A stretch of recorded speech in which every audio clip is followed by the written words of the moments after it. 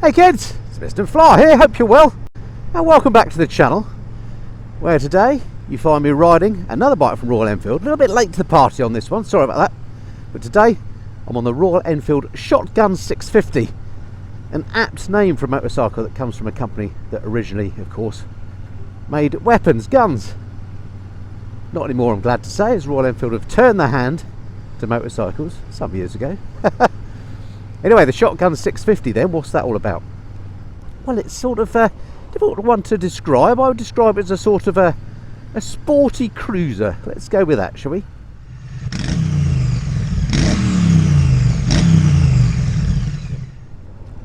Alright, what do I mean by sporty cruiser then? Well, I guess what I mean is this is a bike that, to me at least, looks like it's a cruiser bike. But when you get on it, you realise it's not really a cruiser. It's much more sporty than that because of the riding position. This is not feet forward like its brother, the Super Meteor, which I rode a few months back, and that bike is very definitely a cruiser. Now, I always say I'm not a cruiser fan, and that, generally speaking, is the case.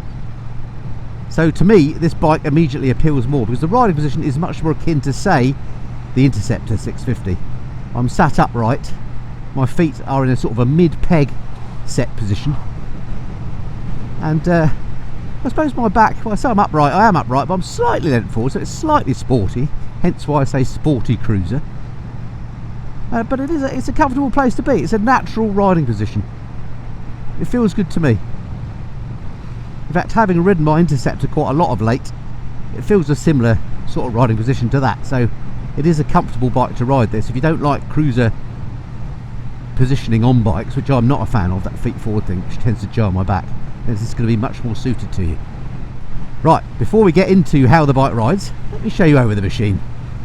Okay folks, so here she is. That's the bike that's sort of cruisery but sort of isn't. Must just apologise if in the background you can hear a lot of noise. I'm fighting with a man that's using a leaf blower, but anyway, we'll crack on regardless. So yeah, why do I say it's sort of cruisery but isn't? Well, I suppose the first thing that makes me think cruiser is that rear mudguard. That's very similar to the one on the Super Meteor, isn't it? So that's sort of classic cruiser, I suppose. As is, you could argue, that single seat. Does come with two seats, by the way, as standard, but you can whip off the back seat in the same way as you can on the 350 Classic. And I think the rear pegs have been taken off this one as well. But then again, if you look at it again, you can see, well, the foot pegs, they're not feet forward, are they? So that's not very cruisery. So that's what I mean by kind of cruiser that isn't. I suppose the headlight cowling is something that maybe you would see classically on a cruiser. But I don't know, anyway, sort of draw your own conclusions as to what genre of bike you position this in. But I would say I think it looks pretty darn good. I've changed my mind on this bike. When I first saw pictures of it when it first came out, I thought, you know what, that's not for me. But now I've seen it in the flesh, it's definitely grown on me. Sometimes it happens, doesn't it, when you see bikes for real. And one of the reasons for that is the fit and finish is, in the main, very nice. Let's have a look at the front here. This cowling on the headlight is plastic, of course, but I think it looks really nice in that finish. And just things like this triple clamp and so on, the finish is on here, really, really nice. We'll talk more about that later. If we come down the front end, some things let it down. So for example, look at these cables here. Wouldn't it have been nicer if these were hidden within the frame? Just little things like that. I mean, the bike is built to a budget, so you know, you can't have everything, can you? So that's a bit disappointing. But then other things again delight me. Look at the way Royal Enfield is picked out on the engine, and the blacking on this engine. This lovely enamelled coating on the engine looks really hard wearing, as does this coating on the engine itself, and elsewhere. The frame, this sort of, I don't know, stovey type covering, looks like it's going to be really hard wearing. I like that. And then you look around and something disappoints you. Look at that. Look at that weld there, for example. This just looks a little bit bird pooey, doesn't it? So in the main, fit and finish really nice, paintwork really nice, some great colour schemes on this bike, but one or two little bits do maybe show up its slightly cheaper build quality. But overall, I would say it's a nice fit and finish on this machine. Let's come around and show you the whole thing. That massive rear mudguard that works really well. It's a scuddy old day to day, as you can see, and I haven't got a load of mud up my back, so that definitely works. That's a nice change on a modern bike, isn't it? Let me show you that headlight. It is LED. If I turn her on, I can show you the running light, which is quite hard to see actually in the daylight. Can you see that through that camera? I don't think it's not showing up as well as I can see with my actual eyes, but it's a nice light, that. And overall, yeah, I think it's a handsome looking bike. I think it's one of the better looking Royal Enfields. What do you think? Okie dokie, so much for that then. How does she ride? Well, we'll go through all the usual stuff, but I must first apologise for occasionally having to wipe the camera, because as you can see, it's a pretty horrible day. This is summer in Blighty. Oh no, no launch test rides for me in sunny California, which is where this bike was launched a few months back. No, I get it in Blighty, in real world conditions. But anyway, this typically is the sort of condition that I ride bikes in anyway, round my local lanes in sometimes questionable weather. So we've established the bike is quite comfy. What does she like to ride? Well, in a word, very nice. I mean, it's one of those bikes that doesn't encourage you to ride like a lunatic. It's a nice, what I call lazy ride. The engine on here is the same as the one in my Interceptor, so I know it well. It's the same as the engine in the Super Meteor, and it is now, of course, a very proven engine. I've had my Interceptor since 2019, so what's that, 5+ years now. So the engine has been around for a long time. It's a proven unit, as I say. In the main, I think it's pretty reliable. I've never had an issue with mine. It's not stressed, it lollops along, and in a bike like this, it's absolutely perfect. It's not super duper powerful, we'll go through the specs in a minute, but it is quite torquey. So on roads like this, I think it's just perfect. It's just got enough oomph for the sort of riding I like to do, and it suits this bike down to the ground. Right, let's just turn up here. This is my favourite little bumpy section of road. The suspension on here is pretty good actually. Showa, big piston, separate function forks at the front, and Showa twin shocks at the back, and I have to say you can feel that quality in here compared to, as again I'm comparing this, as I will do in this review a lot, against my Interceptor.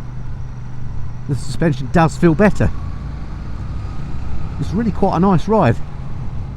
I mean, if ever there was a complaint against the Interceptor as standard, then it's probably the suspension, and they've definitely addressed it. This definitely feels better in that respect. Feels nice actually. I don't know if the rake on this is less than the Super Meteor, but it feels a bit nicer in the cornering as well to me. And I'll tell you what, for a bike that comes in at less than £7 so a bike that's built to a budget, it doesn't feel at all like a budget ride. Quite the opposite, in fact. Now, I'm going to be a little bit careful today because it is such a hideous day in terms of weather. That is the British summer for you. Not a lot I can do about that. I have to work with what I can. So I'm not going to go mad on the bike, but then again, as I said, it's not one of those bikes that encourages to go mad. It's just a nice, enjoying the countryside type of ride. And it so happens, it does handle really nice. In fact, I would go as far as saying it handles much nicer than the Interceptor, and also prefer it over the Super Meteor. What a nice thing. What about the gearbox and the clutch on the bike? Well, I have to say the gearbox is lovely on here. It's just the same, of course, as the one on the Super Meteor and the Interceptor, and it works nicely. Nice positive feel to it. It's not too agricultural, you know, when you've got it in gear you don't get false neutrals, and it's quite easy to find neutral as well. So no problem with the gearbox. And the clutch is, I would say, on the heavy side. It's not super heavy, it's not Harley Davidson heavy, but it's not Triumph light. So yeah, gearbox and clutch work a treat on here, no problems there. Alright, what are you looking at then when you're looking at the handlebars here? Well, you've got that clock, which I think was the same as the one on the Super Meteor. I have to say I'm not a big fan of it. I do like clocks generally. I'm glad they put a clock on it instead of a TFT or something more modern looking. But that particular clock I don't like the look of. It's got an LCD section in the middle, which is fine, but that does look a bit cheapo maybe, which is a shame. It's the only bit that lets the bike down, I think. Alongside it you've got the Tripper navigation device. I've not got that hooked up yet, but you connect that to your phone and then it uses Google Maps to direct you. So it comes with a sat-nav effectively. I mean, how many bikes of this price do that? That's an excellent feature. And then as far as everything else you're looking at, well, it's just a quality looking cockpit. I love this triple clamp here with Royal Enfield written in it, and I love the finish they've got on here. This sort of really hard wearing, sort of enamelled finish. looks quality. It looks as good as anything Triumph would come up with, and I have to say, it looks far better than the finish that we saw on the Norton Commando when I rode that a few months back. They could learn a few things about the build quality from this, would you believe it? That bike, what, 17k, this one 10 grand less, and has got and appears to be better quality when you look at the componentry. Switch gear on here, lovely. This has got the new style, well, I call it the new style Royal Enfield switch gear. It looks sort of bake light, very easy to use. These are rotary switches for start, rotary switches for the lights, then indicators and horn, all very simple. The mirrors work absolutely fine. They look a bit Mickey Mouse for my liking, and they're a little bit small, so the view isn't exactly expansive out the back, but they don't vibrate at all, and I can see out the back absolutely fine, so no problems with those. So yeah, the cockpit view, very nice indeed. Alright, let's whiz through the numbers, shall we? Alright, a quick whiz through the numbers then while I continue to compete with the man with the leaf blower. That engine is the 548cc parallel twin found in the Interceptor and other machines that Royal Enfield make. Puts out around 46 brake horsepower at 7,250 RPM and 39 pounds-feet of torque at 5,650 RPM. So in the real world, that is absolutely perfect for cruising along and taking in the scenery. Brakes on the front have got this 2-pot bi-brake caliper. That's on a single 320mm disc, and we'll talk more about that later. On the rear, we've got a 300mm disc, and maybe slightly unusually, a 2-pot caliper on the rear too. Seat height on the bike is a nice and low 795mm. I can definitely get my feet flat on the floor on this one. Suspension provided at the front, courtesy of Showa big piston forks, separate function, as you can see, upside down forks as well they are, and they give you 120mm of travel on the front. At the rear, we've got these twin Showa shocks. They give 90mm of travel. Weight wise, the Shotgun comes in at a quite hefty 240 kilograms curb weight. That's 90% fuel and oil. This lovely fuel tank on the Shotgun holds 13.8 litres, which sounds quite small, but fear not, it's a fairly frugal motor. You'll get 62 miles per gallon out of this. Electronics wise, not much to talk about other than this LCD central bit to the instrumentation and of course the Tripper navigation device. It also has a USB port kicking around somewhere. And I know what you're thinking, that's all very well, but how much does the bike cost? Well, this one comes in at £6,899, which I think is actually pretty good value when you consider the Interceptor starts at £6,039 and the Super Meteor £6,799. So yeah, it's the more expensive one of the bunch, but I think in terms of what you're getting, it's worth it. Okay, so that's it for the numbers on the bike. Back on board again. And do I still like it? Well, yes I do. This engine, although it's not super powerful, it is nice and torquey, and for this sort of riding there's just the right amount of oomph. It doesn't feel like its little brother, the classic 350 that I've been riding for a long time. It doesn't feel at all underpowered. It's got a nice amount of grunt. It sounds nice too. You probably won't be able to hear it very well because this Osmo action camera I use, or the mic I should say, does isolate the sound very well.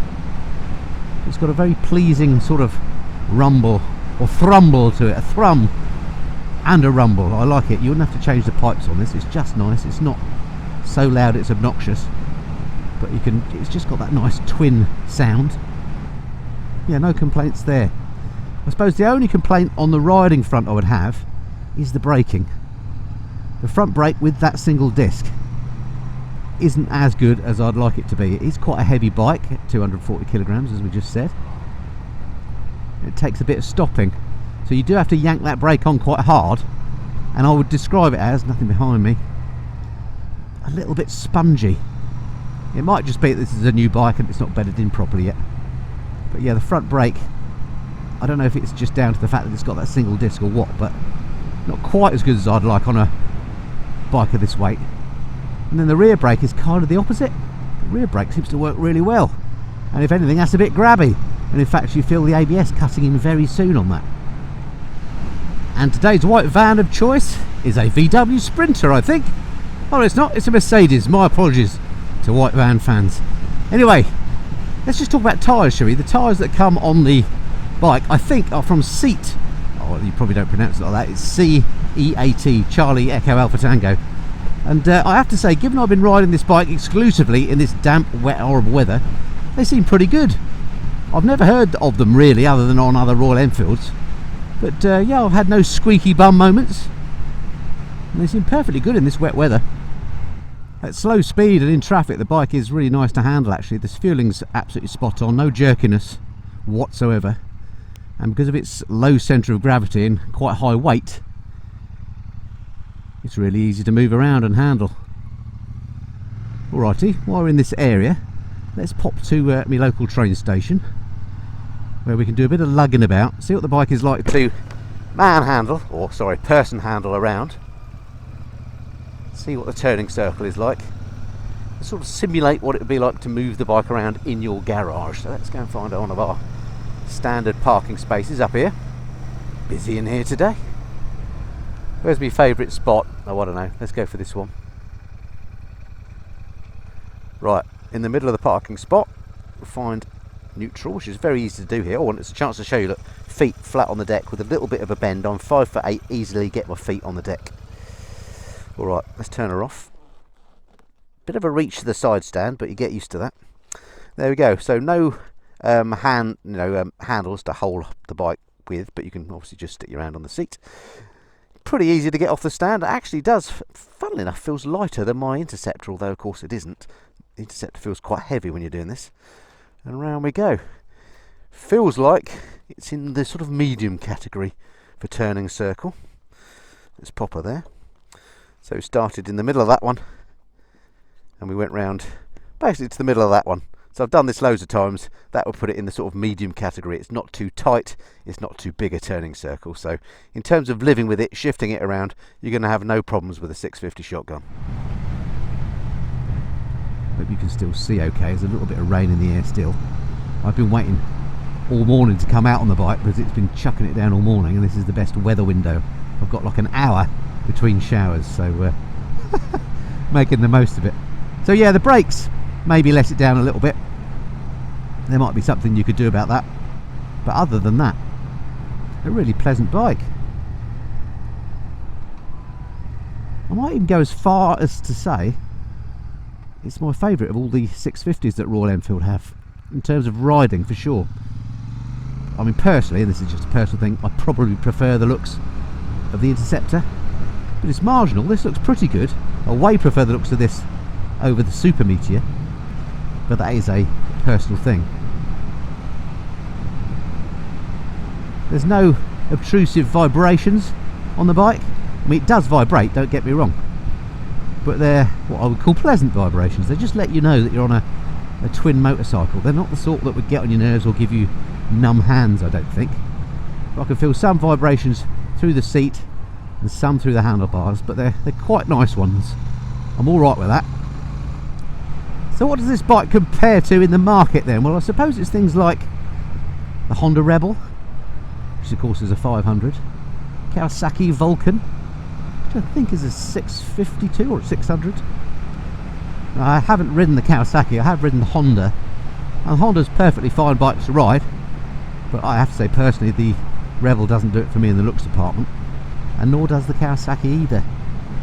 The Enfield, to me, has got a fairly unique look, this bike, and to me it's more attractive than both those bikes. And certainly from a sort of quality of ride point of view,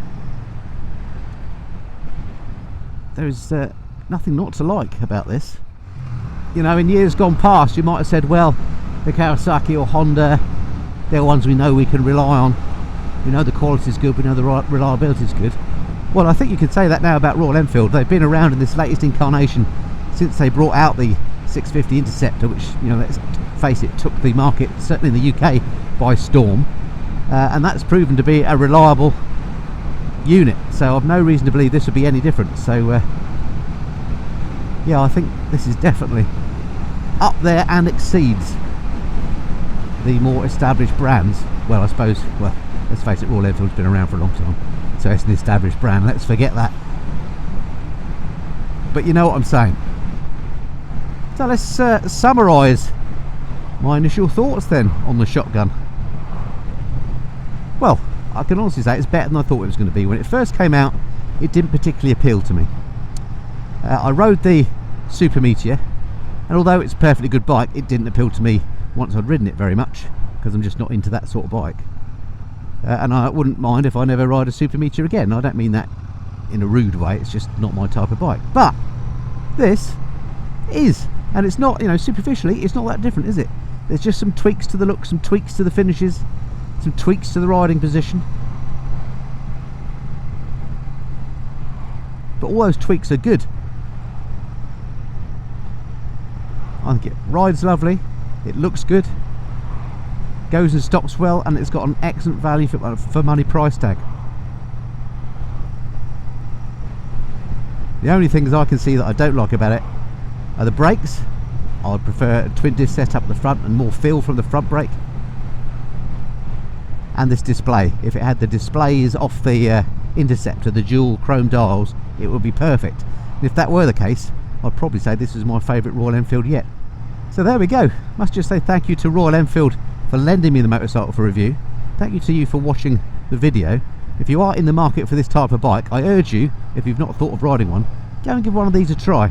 Like me, you might be surprised with how good it is. Alright, that's it for this time. Look forward to speaking to you again soon. Until then, this has been the Mr. Flyer. Cheerio.